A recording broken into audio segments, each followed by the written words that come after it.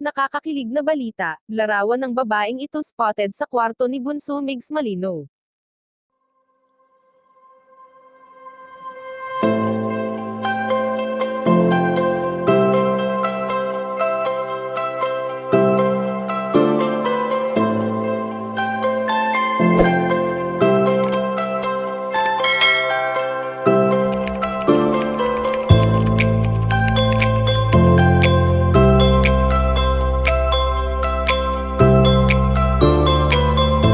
Kilala naman natin si Bunso Migs Malino bilang isang magaling na artista sa mundo ng showbiz.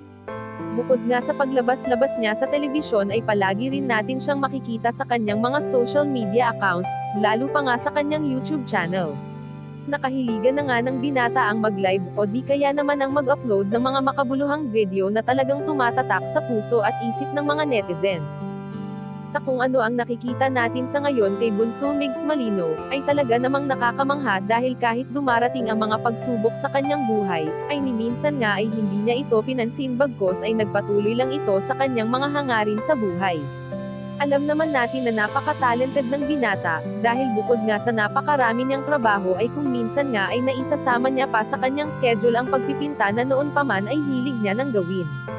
Bago pa man mawala noon ang yumaong si Cutie Mahal, ay naiguhit na ni Bunso Migs Malino ang larawan ng kanyang prinsesa.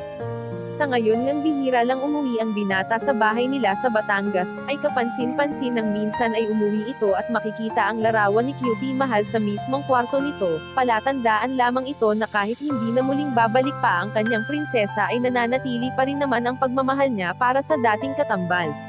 Kayo mga kachika, anong masasabi nyo dito? Please leave the comment and don't forget to subscribe.